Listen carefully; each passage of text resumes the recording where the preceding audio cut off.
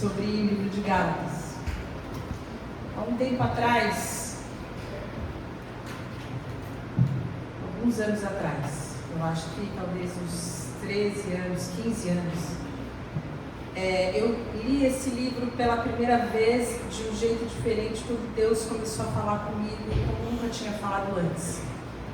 Eu vinha de um ambiente extremamente legalista e eu tinha uma visão muito pesada do que era ser cristão. Isso não atingia só a mim, mas isso prejudicava gravemente a minha relação com as outras pessoas por causa da forma com que eu as via. Eu as via debaixo de um crivo contínuo de certo, de errado, de pode, de não pode. Era um contínuo julgamento, colocar em prateleiras, até que Deus me mostrou e me revelou a sua graça. Em primeiro lugar para mim, que era a mais pobre de todas, que era a mais carecedora de todas, de ter uma compreensão efetiva do que é a graça de Deus. Talvez faça um pouco mais de tempo pensando bem aqui. E ao longo dos anos, o Espírito Santo sempre me leva a revisitar o estudo desse livro. Não para conceituar a graça no meu coração, mas para me colocar no meu lugar de quem eu sou, de quem Jesus é, do que Ele fez por mim e do que significa o verdadeiro Evangelho.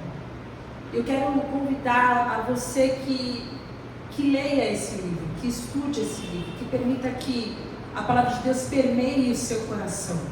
Porque na verdade, quando a gente começa a andar com Jesus, naturalmente a gente começa a formar esses conceitos, esses padrões de certo, de errado, do que eu devo ou não fazer, daquilo que me compete, daquilo que me convém, daquilo que é lícito, daquilo que pode ou não agradar a Deus. E isso é bom, isso é importante, isso faz parte do nosso crescimento, isso é bom para a nossa santificação. Ter essa visão daquilo que está prosperando ou não, daquilo que eu estou crescendo ou não. Mas de alguma maneira esse crescimento e esse meu comportamento nunca, jamais será suficiente para garantir a minha salvação. E da mesma maneira, quando eu olho para as outras pessoas a fim de julgar se os comportamentos se enquadram ou não dentro dos parâmetros que eu entendo serem certos ou errados, eu crio muitos problemas relacionados. Então, quando nós entendemos sobre o que é o efetivo, a doutrina poderosa do Evangelho e como isso nos afeta, tudo muda.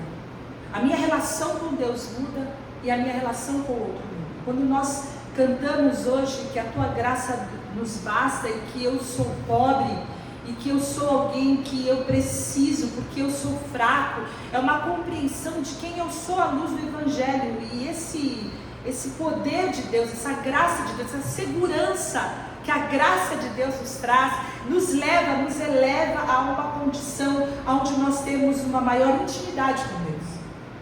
E aí nós precisamos nos perguntar o que é o Evangelho, o que nós entendemos do Evangelho, como o Evangelho foi nos apresentado e como que o Evangelho nos afeta, como que o Evangelho traz para mim uma verdadeira transformação. Porque às vezes a gente pensa, conhecer o Evangelho para quem está chegando, conhecer o Evangelho para quem está flertando com Deus e com Jesus e com a salvação. Então nós vamos apresentar o Evangelho, mas o Evangelho não é uma porta, ele é um meio, ele é um caminho. É um modo com que nós levamos a nossa vida, é a maneira pela qual vive aquele que é participante do reino. Tim Keller tem uma frase muito interessante, ele fala que o Evangelho é a mensagem de que somos piores do que jamais ousamos acreditar, porém mais amados e aceitos em Cristo do que jamais ousamos esperar. O Evangelho leva para nós quem nós somos, mas muito mais do que isso, ele nos traz a verdade desse amor tão poderoso de Deus, dessa forma com que Deus escolheu de nos resgatar e trazer para nós esse amor que nós não merecemos. Se você for ler o início dessa carta de Paulo aos Gálatas, você vai ver que ele está muito bravo. Ele está muito bravo. Você lê o início de outras cartas e você vê ele saudando todo mundo com amor e tudo mais. Aqui ele já entra rasgando, olha, eu me admiro muito vocês. Ele está muito bravo. O começo dessa carta o tom é bem rude, e ele está bravo porque alguns novos convertidos estão se perdendo. Algumas pessoas que receberam a mensagem do Evangelho estão se afastando de Jesus. E a braveza dele, a raiva dele, a fúria dele, a indignação dele aqui, ela é levada para alguns mestres, algumas pessoas que estavam ensinando ali uma doutrina, onde a pessoa precisava de Jesus, mas ela precisava também de algo mais além de Jesus. Só Jesus, só o amor de Jesus, só o sangue de Jesus, só o sacrifício de Jesus não era suficiente. Aqueles falsos mestres que ensinavam para aquelas novas pessoas, ensinavam que eles precisavam também praticar a lei judaica. Então eles precisavam de Jesus mais a circuncisão, Jesus mais as leis cerimoniais, Jesus mais guardar o sábado.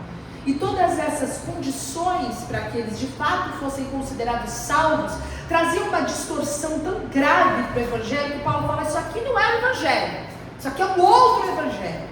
E esse é o tom que ele traz aqui para poder preservar algo muito importante, algo muito vital, visceral, que é o Evangelho de Jesus. Ele faz isso porque ele entende a necessidade que as pessoas têm de receberem um Evangelho puro, sem mistura. E quando ele se apresenta, ele fala, olha, eu posso falar. Se vocês estão dando ouvido para um tipo de mestre aí, esse pessoal que está se autonomeando, eu quero dizer que eu sou um apóstolo. E aqui ele é um apóstolo diferente daqueles apóstolos que você vê na rede social, na televisão hoje. Existiam 12 homens que viram Jesus e foram comissionados por Jesus. E existiu Paulo também.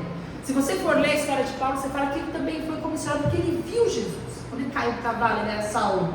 Ele foi chamado e ele foi comissionado. Então ele é um apóstolo como aqueles 12, diferente de todos os outros. E ele recebeu uma missão que era a missão de pregar o Evangelho. E aí você pergunta, o que é o Evangelho? Se alguém parar você na rua e perguntar para você, o que é o Evangelho? O que você diria? Você sabe responder o que é o Evangelho? Sabe dizer em poucas linhas, em poucas palavras, o que é o Evangelho? Você pode dizer como o Evangelho transformou a sua vida, o que o Evangelho é capaz de fazer na vida de alguma pessoa, porque para que a gente possa responder o Evangelho, eu quero perguntar e responder com você 4 coisas, bem simples, talvez te ajudem a você guardar, e a gente pode voltar outras vezes essas 4 coisas. Quem nós somos, o que Jesus fez, o que o Pai fez e por que Ele fez tudo isso. 4 coisas muito simples. E a primeira delas é quem nós somos. E nós cantamos aqui quem nós somos, nós acabamos de cantar. O Vini já estava no mesmo espírito, ele leu o meu esboço mentira, sabia? Quem nós somos? Nós somos fracos, nós somos falidos. O versículo 4 de Gálatas 1 fala, Jesus entregou a sua vida por nossos pecados, a fim de nos resgatar deste mundo mau, conforme Deus, nosso Pai, havia planejado. Nós vamos responder as 4 perguntas aqui. Nós somos impotentes. Nós somos aquelas pessoas que precisavam de resgate, de salvação. Nós precisávamos de uma intervenção divina, porque nós temos pecados. Está na nossa natureza. O pecado, a Bíblia fala, que faz separação entre nós e o nosso Deus e impede que Ele nos ouça. O pecado nos mancha, o pecado nos desconfigura. Se Deus nos fez a sua imagem e semelhança, o pecado vem e transforma a gente num tipo de gente absolutamente contrário a quem Jesus é. Ele fala de amor, de bondade, a gente tem raiva, indignação. Ele fala de paz, a gente quer guerra. Ele fala da gente ter alegria e a gente não tem alegria. A nossa condição, a nossa natureza, uma natureza totalmente contaminada, desconfigurada por causa do pecado. Então nós somos aquelas pessoas que precisam de um Salvador. É interessante porque às vezes as pessoas categorizam o Evangelho como algum tipo de ensino, como algum tipo de filosofia, de coisa que se pode ser impregnada através da nossa mente. Quanto mais a gente conhece, mais a gente entende. Mas Jesus não veio só para ser o nosso mestre.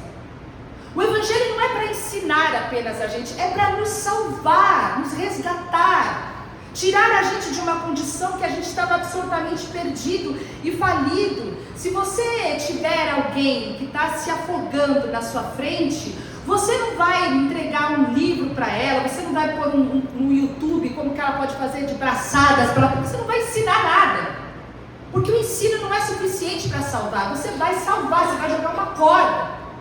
E o Evangelho não é ensino, o Evangelho não são palavras, o Evangelho é salvação, o Evangelho é resgate, o Evangelho é intervenção divina na nossa vida. Ele não é só o nosso mestre, mas ele é também o nosso salvador. E se você perguntar o que ele fez, é exatamente isso. Jesus veio para nos salvar, Jesus veio para nos libertar. O texto fala, ele se entregou a si mesmo pelos nossos pecados. E pode ser que você esteja muito acostumado com essa ideia. Tão acostumado que isso nem te afeta mais. Mas você precisa entender o que é a substituição. Que quando Jesus estava na cruz, porque a forma com que ele nos salvou e com que ele nos resgatou, foi nos substituindo. O salário do pecado é a morte.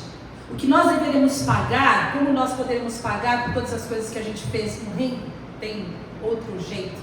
A gente deveria pagar com a morte.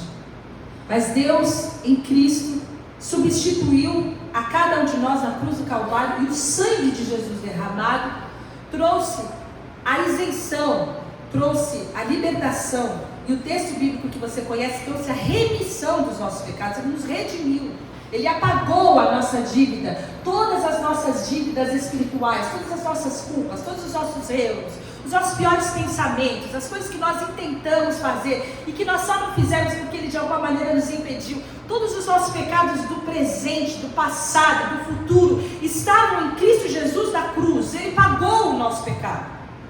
Quando ele bradou lá na cruz, tetelestai, está consumado, é porque não restou absolutamente mais nada para que eu e você precisássemos ser salvos. Ele concluiu absolutamente a obra salvadora na cruz. E ele nos substituiu. E quando você crê em Cristo, quando você é salvo por meio da fé, pela graça de Deus, você recebe essa salvação. Isso quer dizer que você não pode ser condenado novamente. Todo e qualquer movimento do diabo de querer te trazer algum peso, de que você pode de novo ser afastado desse amor e dessa graça, seria absolutamente injusto. Porque haveriam duas condenações por um pecado só. Isso quer dizer que uma vez que Jesus te salvou, você é salvo, porque você recebeu um dom gratuito, absolutamente de graça.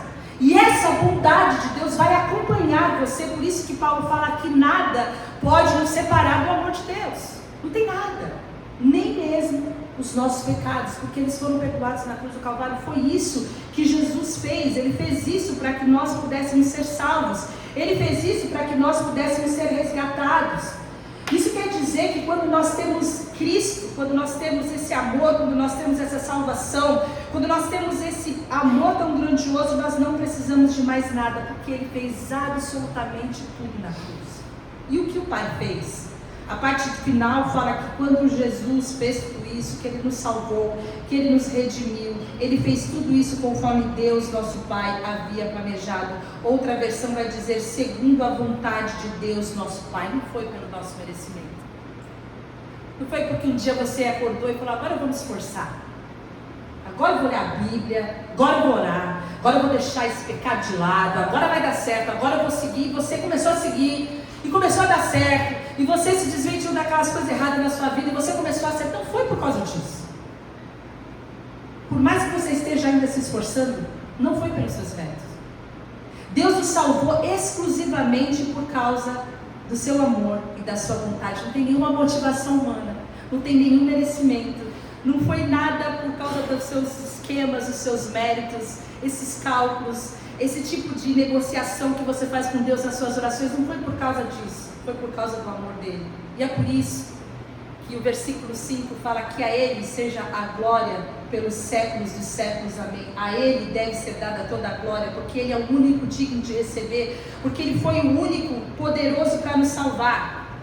E essa verdade é uma verdade humilhante, porque a gente gosta de se auto-salvar. A gente gosta da ideia da glória, do reconhecimento. A gente gosta de mostrar que a gente está se esforçando. A gente gosta dessa ideia de que a gente merece alguma coisa. Mas aqui no reino de Deus, a gente só é salvo absolutamente pela graça. Ele nos chamou, Ele nos aceitou. Não fomos nós que o chamamos, nem nós que escolhemos. Ele nos aceita, Ele nos chama, então a gente segue. E isso é duro, mas essa é a verdade do Evangelho. Qualquer evangelho que você tem que dar algo para Deus, qualquer evangelho que você tem que cumprir algum requisito para você ser aceito, esse é um outro evangelho.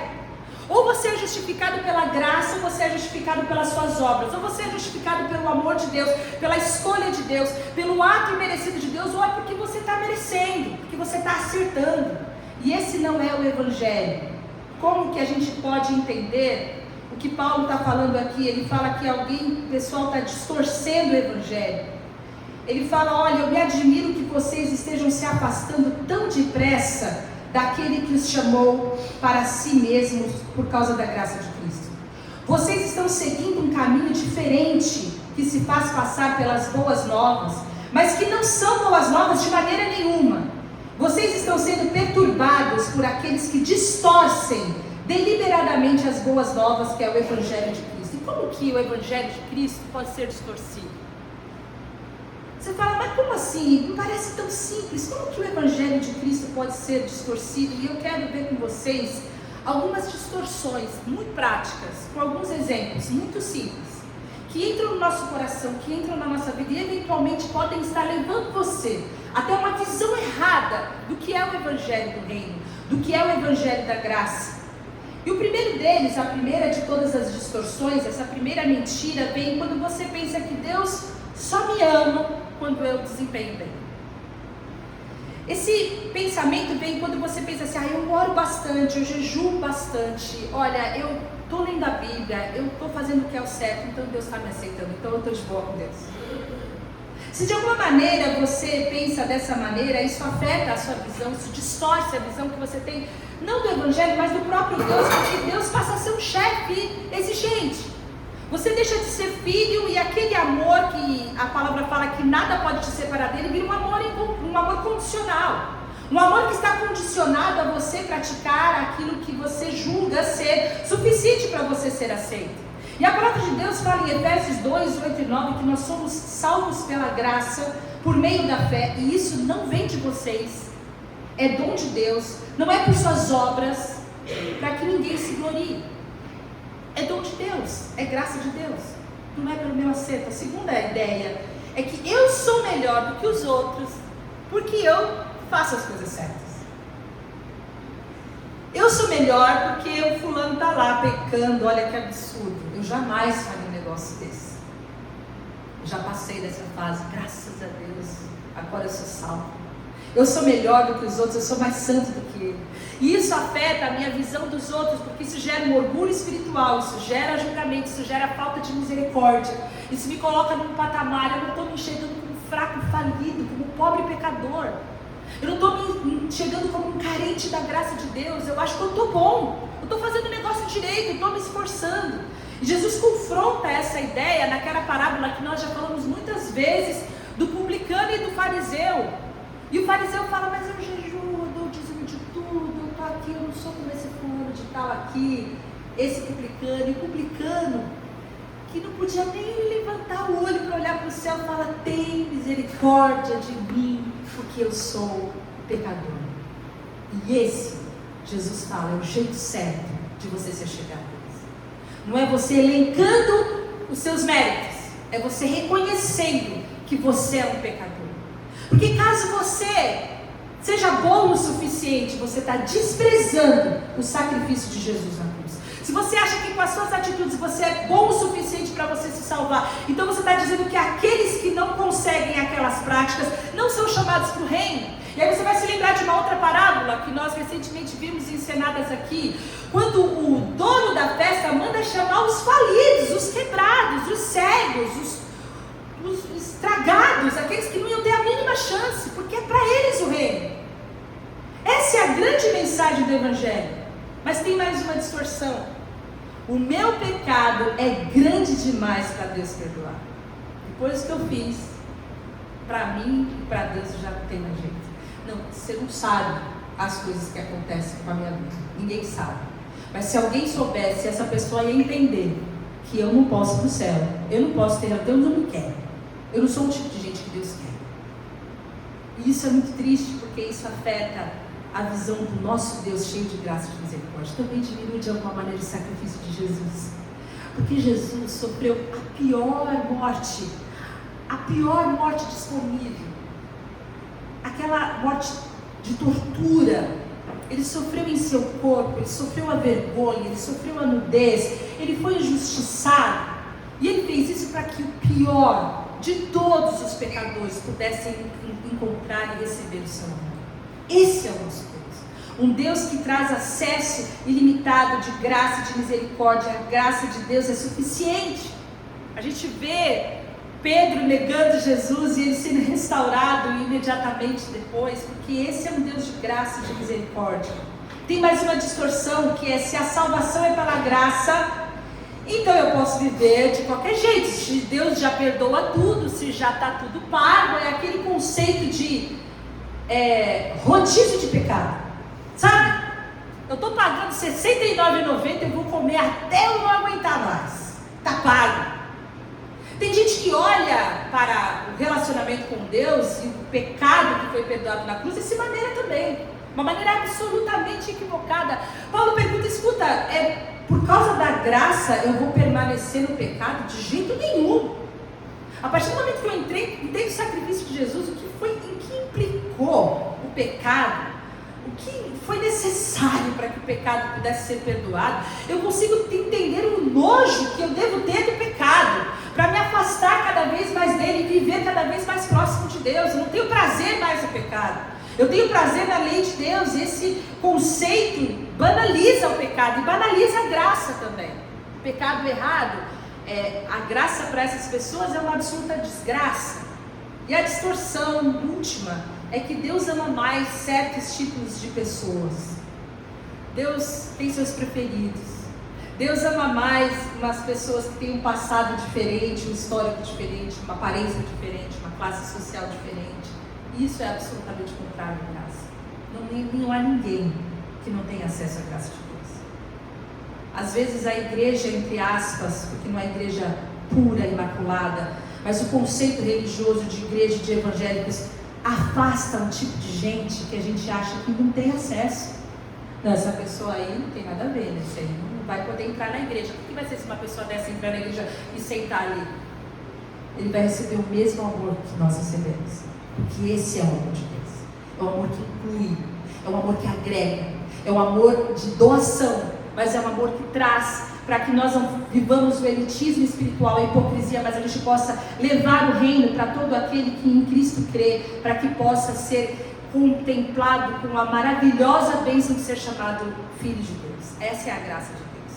O resultado dessa distorção, o que acontece quando uma dessas mentiras entra na minha mente, e ao invés de eu me aproximar de Jesus, eu me afasto de Jesus, ou porque eu não sou digno, ou porque eu não mereço, ou porque eu mereço demais, aí eu me afasto dos outros porque eu não quero ser conhecido como ele. O que isso pode distorcer?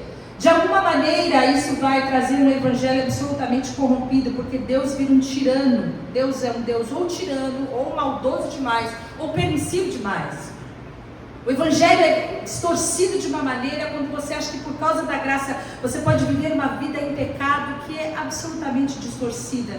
Pessoas viram rivais, pessoas são descartáveis, a cruz perde a centralidade, o ego humano cresce. Mas quando nós compreendemos o que é a graça, Deus é visto, é contemplado em sua santidade, em sua misericórdia, em seu amor. Nós vemos uns aos outros com humildade, com compaixão, e Cristo permanece no centro. Cristo é centralizado. Um dos versículos que eu mais gosto, em Efésios 2, 4 e 5, fala: todavia Deus, por ser rico em misericórdia, por causa do grande amor com que nos amou, deu-nos a vida com Cristo quando nós ainda estávamos mortos nas nossas transgressões. Pela graça, vocês são salvos. Deus nos deu a vida por causa do seu amor, por causa da sua misericórdia. Quando eu estava morto, morto não fala, morto não pensa, morto não escolhe Deus, morto não faz boa obra, morto não larga o pecado. Mas lá naquele lugar, Ele chamou, Ele me amou, Ele me contemplou com a sua graça, porque pela graça é que sou salvo. É nessa condição que Cristo nos chama. E distorcer o Evangelho não é um erro pequeno, é um erro gigante. Ter uma visão equivocada do Evangelho, ela afeta o meu relacionamento com Deus e afeta o meu relacionamento com as pessoas. Eu passo a ser intransigente, a ser intolerante, a julgar as pessoas, a excluir as pessoas, sem entender que ela é tão pobre, tão necessitada, tão fraca como eu. Porque nós somos absolutamente todos quebrados, nós todos precisamos de Jesus. E quando eu consigo entender a graça de Deus, eu consigo entender que eu preciso compreender e dizer, e explicar, e revelar ao mundo o que é o verdadeiro Evangelho. É tão grave que Paulo, nos próximos versículos, o 6, o 7, o 8 e 9, ele vai dizer quais são as implicações de você ter desviado, desvirtuado, distorcido o Evangelho. A primeira delas, ele fala: olha, eu me admiro que vocês estejam abandonando tão rapidamente aquele que os chamou. Quando você abandona o conceito, a verdade da graça, você não está abandonando só a graça, mas está abandonando o próprio Cristo. Porque você tem um outro Deus que não é aquele Deus revelado, não é o Deus de graça, não é o Deus de misericórdia, não é o Deus que se entrega. Então você está se afastando do amor de Jesus. A segunda coisa que ele fala: olha, na verdade, esse não é o Evangelho, esse é um outro Evangelho. Esse não é o Evangelho verdadeiro. Eu quero dizer uma coisa, que qualquer distorção é reversão. Qualquer coisa que você queira mudar, o seu orgulho de santidade, para ser melhor que os outros, você está distorcendo o Evangelho. E eu pensava que se essa água limpinha aqui do filtro, eu ganhei virar,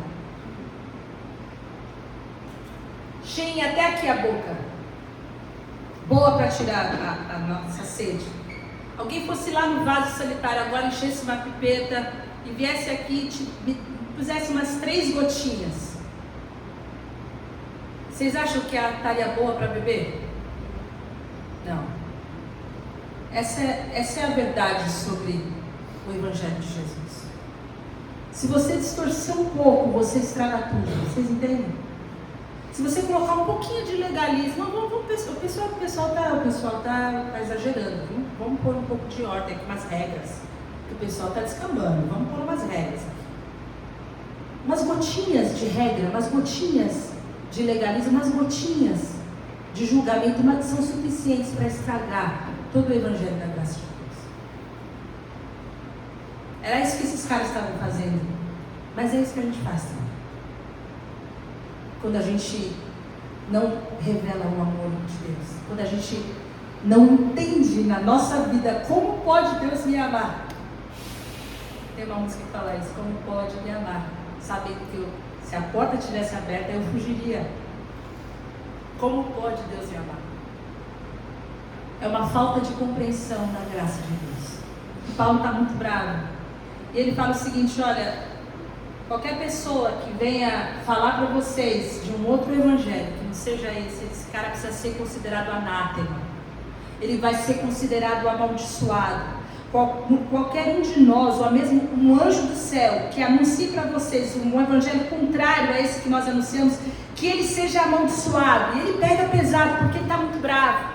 E essa palavra não é uma maldição assim como nós costumamos dizer, é alguém colocado sob severo juízo divino, vai ser entregue para Deus, porque está corrompendo o evangelho, é algo gravíssimo, está corrompendo verdades que são sobre a vida ou morte, sobre salvação ou sobre condenação. Quando nós distorcemos o evangelho, nós levamos culpa, nós levamos medo, nós levamos ansiedade, nós levamos condenação, e esse não é o evangelho do reino. Por isso que nós precisamos conhecer o Evangelho.